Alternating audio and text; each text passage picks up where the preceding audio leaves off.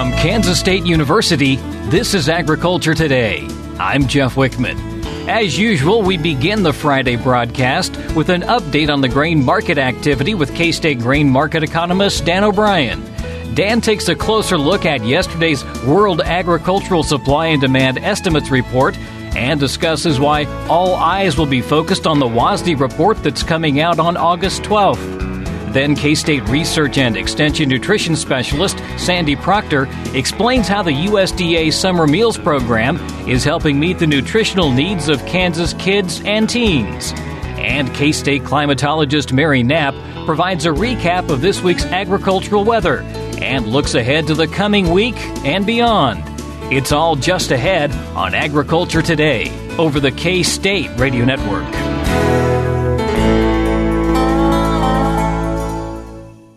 While many people know hunger is an issue in developing countries, it is also a problem in our own backyards.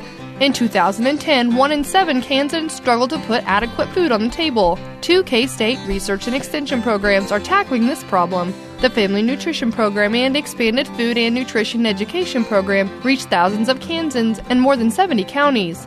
They learn how to eat healthy with a low budget. For more information about these programs, visit ksre.ksu.edu.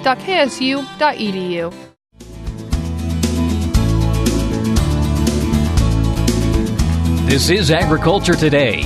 I'm Jeff Wickman. Up first, the weekly look at activity taking place in the grain markets. K-State grain market economist Dan O'Brien discusses yesterday's World Agricultural Supply and Demand Estimates report, which he says offered very little surprises for traders, including the fact that USDA stuck with the much-maligned June acreage report data. Dan, a busy day in the markets yesterday because of the supply and demand report out from USDA, and I guess a bit of a surprise in some areas and maybe not so much in others. Yes, I think what has the market's attention, both has its attention and is being ignored, is how USDA handled its corn acreage number. Again, with the late planting that we'd had coming out of spring and the plans to do a resurvey of planted acreage to be reported in the August 12th crop production and WASDE reports. Well, I think the market looked at the corn supply-demand balance sheet for the new crop year and said, yeah, I see what you got there, but I know it really isn't the whole story. And so they went back, in essence, to some earlier acreage projections, 91.7 million acres, plugged in the same yield projection, 166 bushels per acre, and it's a projection up to about 13.8, 13.9 billion bushels, but really almost no one is counting that as the end point of where they're going to go. They're looking at 8 to 10 or more million acres less of that crop, and at those type of yields, that's 1.5 to 2 billion bushels less corn. So the real story, and really the setup for the time of volatility and real decision in the market that'll come is coming into, especially during and right after that August crop report, and that'll have a lot to do with where grain markets go from that August report basically through the rest of the year. And I think evidence that the markets are aware of that, and again, the USDA is not hiding anything. They have said that's what they're going to do, is that markets closed up today for corn, even with those at face value bearish numbers, closed up for the September contract, a little over 9 cents for D's, 8.5 March, May 2027 and such. So point is that D's corn sitting at 448, almost 450. And really the question to think on is, you're sitting at 450 after a report that, again, everybody sort of knew wasn't the final story. And if we do get lower production, then where does D's 2019 corn go? Is a short crop factored into that 448, 450 price, or is there more likelihood of prices moving higher? And I think it's just amazing, Jeff, that we're in a year that coming out of January we never dreamed we'd be in. We thought, well, there's some chance there might be a problem. That we're wondering if there's going to be a drought. That wasn't the issue. The issue was the other side. 1993. Not exactly like 93, but more an issue of way too much moisture and a wet spring.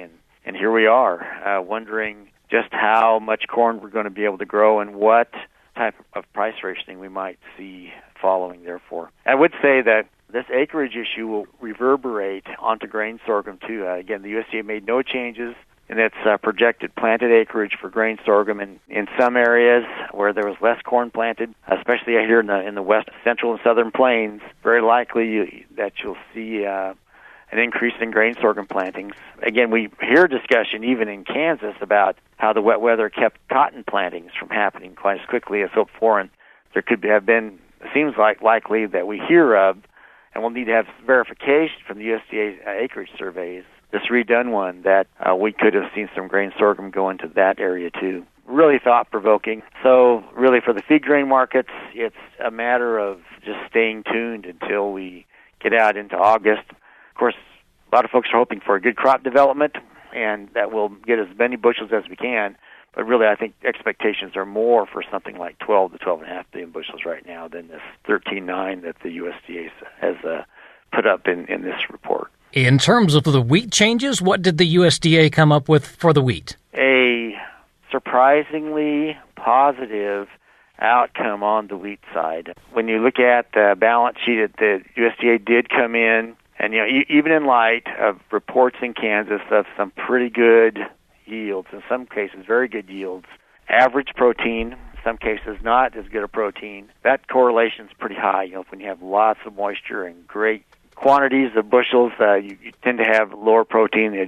How far can we spread the nitrogen that we put on to get the protein in the kernels? Anyway, the point being that overall, the USDA ended up, through some increased usage, basically projecting higher exports, 950 million instead of 900 for the marketing year we're in, and some other changes, a little bit higher feeding, again, 150 million bushels projected. Corn number comes down that lower, as is thought very likely to happen, that 150 million bushels could move higher. Stocks dropped down to 1 billion bushels even. It had been about closer to 1.1. Stocks to use now down to 47%. USDA raised the price about a dime. And maybe the biggest news is that the market responded by a 20-cent higher close on the September contract, 18 3/4 for geese. March, sitting at $5 at 17 1/4 cents higher. So, got all that. We still have, in the midst of harvest pressures, we've got 35 to 50 cent basis bids in the western part of the state, somewhat narrower in the east for the most part. But here we're in harvest, and we're not just completely in the doldrums in terms of wheat prices. There are things happening around the globe, cutting short some other countries' wheat crops, some of our export competitors that are supportive. So it is as it is, I guess. And when you look at soybeans, I do need to say that of the different set of futures contracts that we're looking at for Kansas crops, probably were the weakest, and they were still up 3 or 4 or 5 cents. So that's, I think you've got to call that, if you're a seller, a victory for the day. In August, futures closed at $8.99, September $9.05, November $9.17 1/4. Again, that point is that not just completely falling out of bed. And that $8.99 number for August compares to highs we've had in the past around $9.30 or so not that far off of highs we've seen. The supply-demand numbers for soybeans, that balance sheet, for U.S. soybeans, that balance sheet narrowed up really considerably. The USDA, although they made really no changes to speak of in corn, all that deferred. For soybeans, they did drop the number from June to July by about 4.6 million acres for plantings, and production number down to 3.845 billion bushels instead of 4.15, so 300-some million bushels less production. They did lower their export numbers based on limited supplies by 75 million. So ending stocks, combination of a little bit of rationing and lower crop, down about 250 million bushels. And stocks to use had been 24, almost 25%, now down below 20 to 19.3. And the USDA raised their projection of price by about 15 cents. So with all that happening, 750 million bushels and 19% stocks to use is still a lot of soybeans, but it's not a growing soybean number. And there's still uncertainty, wet conditions. We'll have to see how the soybean crop comes out. But overall, really another day and another commodity where overall to have not lost money, in any of these WASDE report days when so much is on the line is I guess, again, you'd call it kind of a victory, I think. Do you think things are setting up well then for the August report? Well, it sure seems to be a time of where we'll have to answer questions. Now, the expectation that is out there is that, following what the USDA has kind of said unofficially, we're expecting 10 million less acres planted.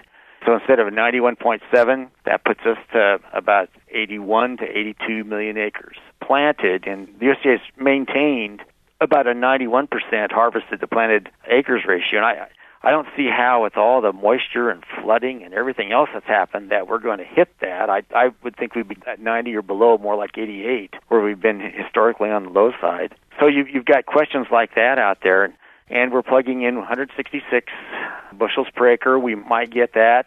It's going to be a shorter season or different crop stresses, etc. Our problem isn't moisture. It's having enough growing degree days and long enough season to get the crop to maturity right now. So how are we setting up for August? Well, we'll have the marquee question will be corn acres, but the other important questions will certainly have to do with soybean production prospects, which are far from certain, and something we haven't talked about much, what the expectations are really up in the hard red spring wheat area. So if we have a big crop down here with so protein, you'll need to have a sizable crop with good protein up there in the hard red spring areas to blend this crop with, and for buyer's sake.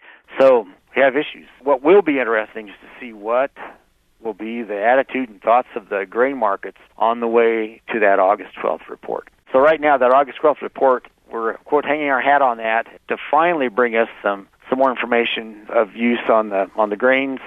We'll see if it does, and thereafter it has potential for an awful lot of volatility, perhaps either way.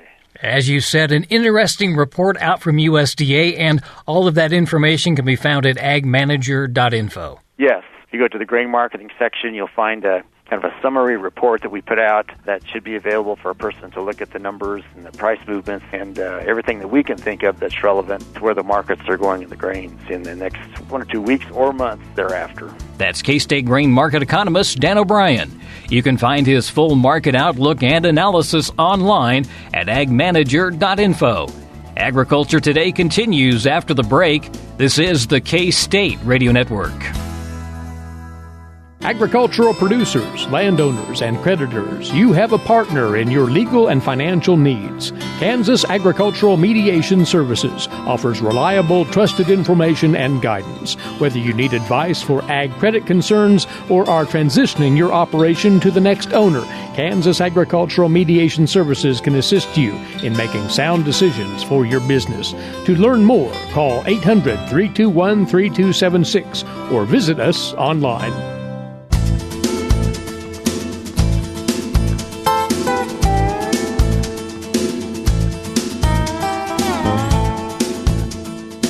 You're listening to Agriculture Today. Well, just as the learning doesn't end when students go on summer break, neither does the need for good nutrition. The U.S. Department of Agriculture's Summer Food Service Program, also known as the Summer Meals Program, is a federally funded, state-administered program that provides kids and teens in low-income areas free meals when school is out. K-State Research and Extension Nutrition Specialist Sandy Procter says that Extension plays an active role in helping communities, both large and small, find partners that can provide summer meals for families and children who typically rely on the USDA breakfast and lunch programs offered during the school year. When summer's here and those meals aren't available, it's hard. It's hard for families to make ends meet. It's hard for kids to have enough to continue to grow and be healthy. And so it really has become a major focus across the country, and especially in Kansas, to make sure that communities across the state know about and sort of pick up that mantle of the summer food service programs. And just to point out how this is catching on, I think you said 1.4 million meals were served last summer, and they're looking to serve even more meals this summer. That's right, and that's in Kansas. 1.42 million meals in Kansas during the summer of 2018. And the goal this year is more than 1.5 million, and we know that those are necessary. The thing that's neat about it is there are so many community partners who have stepped up to provide these meals, that the meals look different from town to town to town. They may be prepackaged almost like bag lunches in one place. They may be prepared on site, very similar to what a school might have through the school year in another place. Or they may be a combination of things. They may be volunteer cooks. It may be served out of a church. It may be served in a park, at the swimming pool. There are so many different examples of how this works for communities. But the really neat thing is it does work, and it works for kids. And the other thing that's nice is there are multiple sites in most of the cities that are doing this, and a lot of these are not cities, they're really smaller communities. That's what's really been heartening over the past few years. It wasn't very long ago that a representative from the Department of Education, Child Nutrition and Wellness came and partnered with us in the Family and Consumer Sciences part of K-State Research and Extension and said, you know, we really need help. We need help in some of these places. They put up a map and said, here are some areas we really would like to have some community partnerships. And you could just see agents in the audience going, that's me, that's us. We can make this happen. We've been wondering about this. And so K-State Research and Extension, along with a lot of other partners like harvesters and different agencies, Food Bank in Wichita, Kansas Appleseed, an advocacy group, really working hard to make these connections so that these opportunities happen. And you're right. There are locations in smallest of small towns that have a summer feeding site. I looked up on a map, and you can find this information that my hometown of Halstead has a summer feeding site. And very conveniently for the kids there, it's at the school. So it's exactly where you'd think it would be. Kids are able to get there and have that summer meal. On the opposite end of that spectrum, in places like Kansas City, Kansas, we see that there are 68 locations for summer feeding. In Manhattan, there are 8 sites that serve the summer meals. Topeka has 19. Wichita has 52 sites that serve. And in the smallest of towns, there are very many across the state that have a single site, but a very accessible site. And how are people finding out about these sites? I'm assuming we're probably going that technological route with either texting or some sort of online notification. Well, there certainly is that. If a family is interested in finding out about this, there's a KSDE, Department of Education site finder with a really long web address. But if you go to the Kansas State Department of Education, you'll see that they have child feeding, and then they go to summer meals, and they'll have a map of those sites. And they have a list of towns alphabetically, and then will tell who sponsors it, where it's located, the hours, and some of those details, and even a phone number to find out more information. So it's very easy for consumers to figure it out. Oftentimes they're advertised locally, though. You'll see it in a small town paper or on the sign at the swimming pool. They're often featured at places where kids are most likely to be, which makes a lot of sense. And the information is certainly not intended to be a secret. So just go to ksde.org and go through there, and it'll talk about summer feeding, and it will give you the information of where one is located. We also want to talk about things that they can do at home that will provide some lower-cost alternatives for the summer. There are a number of low-cost foods that also provide a lot of nutrition. And this is a good reminder for us. You know, fruits and vegetables are extremely important parts of healthy diets. They can be very filling for kids, and the crunch and the flavor is really attractive. And the beautiful thing about it, this is a time when they are most cost-effective. They are plentiful, and the variety is nice, and the cost is really reasonable in some cases. I'll give you an example. The other day I was at the grocery store, and I saw a coworker, and she was carrying 4 quarts of strawberries. And I said, "Are you having an event? It looks like a party." She goes, "I have 2 little boys. They can eat their weight in strawberries, and these are 4 for $5. She said, "I can't beat that." And I thought, that's an excellent purchase of a great snack. So those timely produce purchases are particularly important now in the summer when everything is so available. So keep your eyes open for some of those purchases, because snacks are important. We know kids get hungry, and to have them filling up on some of those healthful foods can really make a difference. Carrots, yogurt, cheese, all that kind of fits into this? Yeah, actually, I found a list of the top 20 healthy snacks, and all of those things you mentioned, Jeff, are all on there. String cheese, it's easy to keep on hand. It can kind of curb your salt cravings. 1 stick is only about 80 calories. It has protein, it has calcium, things that growing kids need, and they can be really cost effective too. green veggies, get them cleaned and ready to go. Even if you package them up in a grab-and-go sort of bag ready to take out, they're going to get eaten a lot better if you spend a little prep time on them, getting them ready to go. Bananas, always a good choice. Peanuts are healthy. Popcorn is a whole grain food that's filling. It's inexpensive. And while you're thinking about popcorn, save money by using an air popper or a microwave popper and bulk popcorn instead of purchasing bags of popcorn that have sort of varying levels of unhealthy fat and excess salt. Summer is an expensive time. There's lots going on, and meals get sort of fragmented, and sometimes that makes it hard. And if we don't plan ahead, we're more likely to buy fast food or something. And so planning ahead, using some of those lower cost, maybe even cooler, less energy using options like crock pots or Instapots or microwaves are really going to help us save money, keep the heat down, and keep those meals on the table for a reasonable price. One of the things I noticed was beans of almost any type are inexpensive, and they are just loaded with protein and good stuff. And we think of beans as being a real wintry, heavy, chilly type thing, but you can have wonderful salads with cold beans, canned beans that are available right on top. The great source of protein, very inexpensive, and nicely filling so that we don't turn right around in an hour and feel like we're hungry, even if we did have a salad.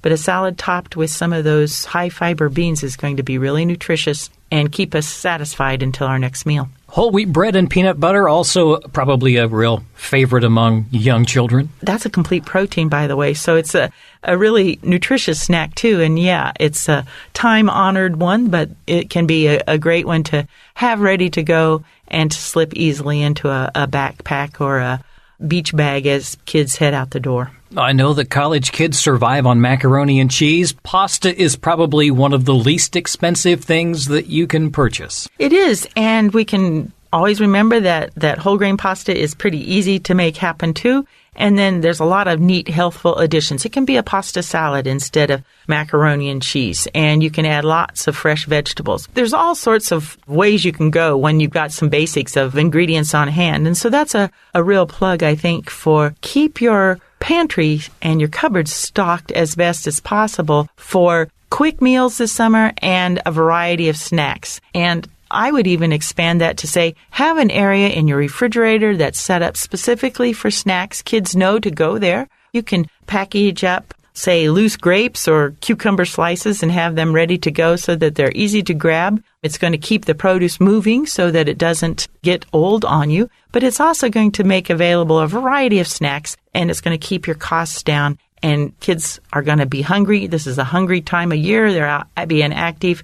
And it's just great to plan ahead and have those options. And that's the other brilliant thing about the summer food program is it does also provide that reassurance. Yeah, it's there. And another thing, I know you probably remember this. I know when I was younger and when my kids were young, they really miss sort of getting together with their friends. This allows that to happen. So that social aspect is there. Some places have an opportunity for a quick lesson or fun activity in addition to the meals.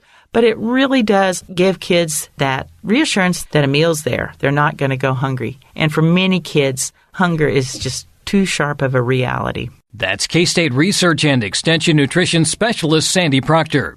To find the location of the Summer Meals Program in your community, go to Kansas Department of Education, and on the left-hand side of the page under Key Links, click on the Locate a Site Near You link.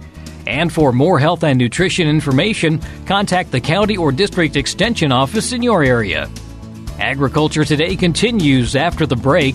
This is the K-State Radio Network.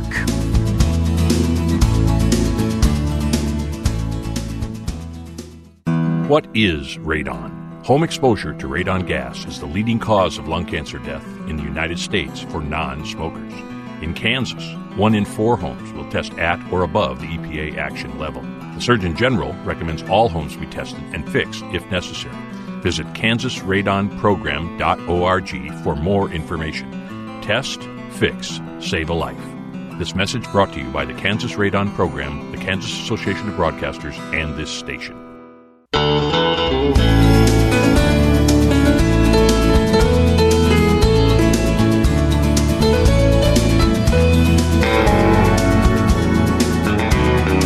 Welcome back, and thanks for joining us on Agriculture Today over the K-State Radio Network. I'm Jeff Wickman. In today's agricultural news, a new USDA supply and demand report was released yesterday. Gary Crawford has some of the highlights from that report.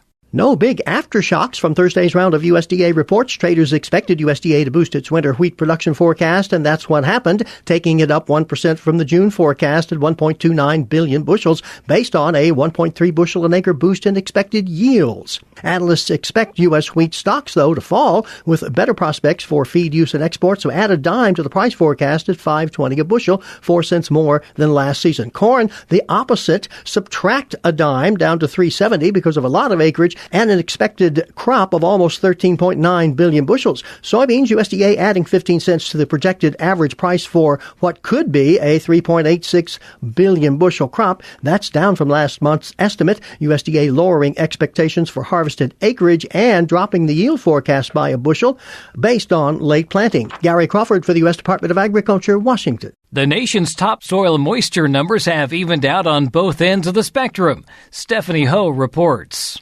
USDA meteorologist Brad Rippey has the latest topsoil moisture numbers. For the week ending July 7th, 15% of the country reporting short to very short topsoil moisture, and the same amount, 15%, reporting surplus topsoil moisture if you look at the country as a whole. He points to how the numbers have changed. A week ago, we were at just 12% short to very short and 19% surplus, so we've kind of evened those numbers out. He says there are notable areas that have turned dry. Parts of the southeast, we have at least 40% topsoil moisture short to very short in Alabama, Georgia, and North Carolina. That dryness also extends to parts of the northwest where we see topsoil moisture ranging from 49 to 54% short to very short in Washington and Oregon. On the flip side, we still have some lingering pockets of wetness, mainly extending across the northern Corn Belt into the northeast. This includes South Dakota, Minnesota, Michigan, and New York. This is Stephanie Ho for the U.S. Department of Agriculture in Washington, D.C. Well, with the 2019 Kansas wheat harvest still in its final stages, K-State agricultural economist Monty Vanderveer says that few producers have given much thought to planting their 2020 wheat crop. However, an insurance deadline is approaching, which could affect producers who plan to graze their 2020 wheat crop for part of the growing season but still harvest it later for grain. In May, USDA's Risk Management Agency announced that producers of small grains in a limited number of states, including Kansas, will be able to insure their small grain crops using annual forage coverage, a rainfall index product for the grazing season, and also use traditional multiple peril crop insurance like revenue protection or yield protection to ensure their grain production. In prior years, Vanderveer says that producers could use the forage insurance or the traditional revenue protection or yield protection policy for grain production, but not both. This dual use, both grazing and grain option, is available for the 2020 crop in Kansas, Nebraska, Oklahoma, Colorado, Texas, and New Mexico. Areas where grazing winter wheat has long been practiced and where the Risk Management Agency considers this to be a good farming practice. The looming insurance deadline is the sign-up deadline for annual forage coverage. The sales closing date is Monday, July 15th. The annual forage policy has 4 growing seasons over the 1-year span of the policy, with separate seasons depending on the date of planting. The dual-use option on grazed wheat is only available for what's designated as Growing Season 1, which covers annual forage planted on or after July 16th and on or before October 15th. The rainfall intervals covered under the policy go from September 1st to March 31st of the same crop year. USDA's Risk Management Agency has an annual forage webpage with several documents with more background information on the coverage. Vanderveer recommends that interested producers check with their crop insurance agents for more details and cost estimates for the coverage. Now with this week's Wheat Scoop is Marcia Boswell. Marcia? Feeling artistic this summer? Why not enter in these wheat-tastic contests in the Kansas State Fair? The Kansas Wheat Commission sponsors family-friendly competitions, including the Bread Sculpture Contest and the Kansas Wheat Photography Contest. The Bread Sculpture Contest is perfect for those with artistic hands, young and old. We are looking for sculptures that blow the judges away with creativity and artistic merit. Go beyond just a loaf of bread and think outside the box with your sculpture. Whether you create a family of turtles, a turkey centerpiece for Thanksgiving, or an American flag, your sculpture should be creative and unique when complete. Creativity and originality are the top two things judges are looking for. They are also looking for crisp details, execution, visual impact, color palette, and lastly, complete instructions with photos. Want to try out some ideas before the Kansas State Fair? Many county fairs are hosting their own bread sculpture contests that can qualify your entry automatically for the state level. For more information on if your local fair is having a bread sculpture contest, please contact your county fair coordinator. Cindy Falk, nutrition educator for Kansas Wheat, says bread sculptures are a beautiful way to mix art and science. She says the options for shaping are nearly limitless, so what we're really looking for are unique creations that showcase the versatility of bread. Entries must include a typed, detailed recipe, including shaping instructions with step-by-step photos or sketches on an 8.5 by 11 sheet of paper. While there are no size restrictions, small entries such as rolls must be presented with 6 individual sculptures. All entries must be pre-entered with the Kansas State Fair by August 13. The Kansas Wheat Photography Contest is the perfect fit for those with a keen eye and a great camera. The contest includes photographs featuring all phases of the wheat industry. These color photographs will be used to promote Kansas as America's #1 wheat state. All Kansans, amateur and professional photographers, are invited to capture the story of Kansas wheat. There's still plenty of time to capture harvest in the state, so be sure and go photo hunting in the next couple weeks. Jordan Hildebrand, Assistant Director of Communications for Kansas Wheat, says we want to see photos that tell the story of Kansas wheat farmers.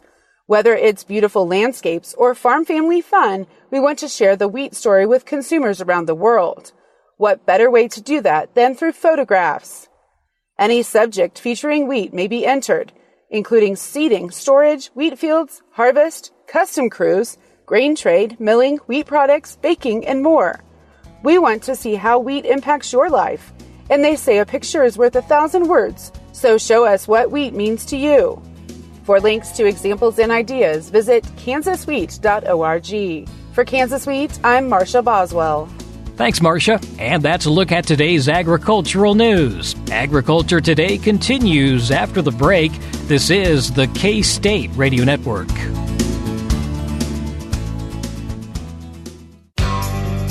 Have you ever thought about where your food comes from? If you're thinking the grocery store, think again. Facts show that the American farmer feeds more than 129 people. They are continually increasing and improving their operations. A wide variety of crops and livestock are grown in Kansas as well as the United States, providing food to your dinner plate. Next time you see a farmer or rancher, thank them. For more information, contact K-State Research and Extension.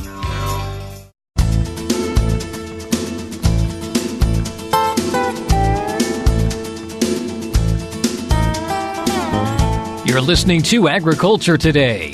Well, we're just about halfway through July, and so far the weather has been pretty typical. Here to provide her weekly update on Kansas agricultural weather is K-State climatologist Mary Knapp. Mary, in terms of precipitation, another wet week for the most part. Right. Statewide, we averaged greater than normal. The average was just a shade under 1.5 inches for the state, and that's about 160% of normal, so a little bit better than 1.5 times what we usually see. And because we had another wet week, we basically didn't get as much done field-wise as we would have liked. Right. Again, the problems are going to be the same that we've been talking about all summer long. Delays in the wheat harvest, delays in field work, delays in planting the last acreage, whether you might have some sorghum to get out, people that are trying to plant a second crop after wheat, all of those people that are trying to get hay put up, having a long enough dry pattern so that they can actually get good quality hay baled, it has been an issue. Was this widespread, or was this, again, more of the spottiness that we've been experiencing? It has been spotty. One noteworthy case is up in Washington County. There was one town, Clifton, that had just a shade under 6 inches. Most of that came in a 6-hour period. But if you look at other stations in Washington County, they were more in the 1.5 to 2 inch range. So again, you get these convective thunderstorms that will form over an area. They don't move very rapidly, so you can get quite a concentrated rainfall event that has its attendant problems of flooding, but really doesn't go very far. And overall, it actually was a cooler week. Right. Overall, the average temperatures were cooler than normal. Statewide, we averaged just about 78 degrees, and that would be about 0.7 of a degree cooler than normal. Not a whole lot, but there. The only exception to that was the Northeastern Division, and we averaged about 0.4 of a degree warmer than normal. But when you're within a degree or so of normal, you're right in the middle of the range of the distribution. You're not excessively warm, you're not excessively cool. We did have a 100-degree reading out in southwest Kansas. They made it up to 101. But again, we're in July, and at this time of the year, we expect to top the century mark at least a couple of days out of the month. And in some areas, we're still dealing with some of those high dew points. Right. And you can tell those high dew points when you look at nighttime lows that are staying in the 70s. That's indicative of a very high dew point. And that has a dual problem with it. One of the most complicating factors with it is that people's bodies don't recover as quickly, and it can be more stressful than a high of 100 or 102 where you have that cooling break at night. The other problem is because of those high humidities, you have very humid, muggy air, and that means stress issues can be a problem. Heat indexes values have been well into the 100-degree range, and that carries on to livestock. If you have these high dew points, the high humidities, you can have a number of days that are indicating the livestock stress. And you can find more information about what the current conditions are on our Mesonet page, mesonet.ksu.edu. Under agronomy, there's an animal comfort index that you can check and see what conditions might be prevailing in your area. On the plus side, it looks like we are headed for some drier weather. Right. One of the Weather Service offices had the forecast for the weekend of dry and humid, which is kind of an oxymoron because if it's humid, it's not really dry, but it's more a case of there's not any rain or widespread rain in the forecast. The humidity levels are still likely to be elevated simply because there's so much water out there to evaporate that will contribute to that. So we're looking for seasonal temperatures and a break in the rainfall pattern for the weekend. And indeed, when we look at the quantitative precip forecast, which measures how much moisture might be occurring in the area for the next 7 days, we're coming up on the dry side. That looks like generally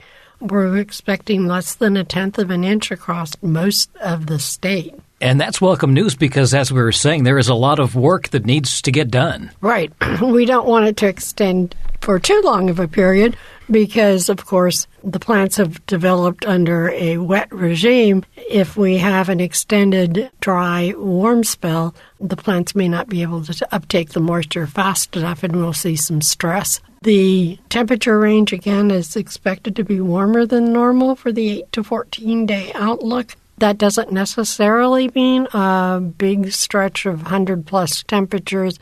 It's equally likely that we'll have some more of those elevated nighttime temperatures contributing to that average. We are just about halfway through the month of July, but we're still calling overall for about the same in terms of rain and temperatures? When we look at the Climate Prediction Center's outlook for the month of July, it still favors wetter and cooler than normal for the month. And indeed, when we look at the July, August, September outlook, that pattern holds through September. We've been watching what's occurring with the Pacific Ocean, the El Nino, which has been fairly weak El Nino, but it has been prevalent all through the summer. When we have an El Nino, that favors cooler and wetter conditions for our summer. There is a shift in that pattern going right now. That gradient of warm surface water temperatures has begun to fade. And then they are forecasting that it will transition to a neutral state sometime towards late summer, early fall. So we'll watch how that develops. A neutral one means that you're not going to have as much confidence in the outlooks, but it doesn't favor the hotter and drier fall that is typical with a La Nina pattern. And as you mentioned, we're looking for basically some typical July weather. At this point, our outlook is a typical July. We'll welcome some of the warmer temperatures as the warm season crops, sorghum and soybeans, need that for their development. Corn is still behind where it typically would be at this time of the year. We would like to avoid some excessive heat because there are still fields where the corn is pollinating and excessive temperatures can interfere with kernel set. That's K-State climatologist Mary Knapp with her weekly update on Kansas agricultural weather.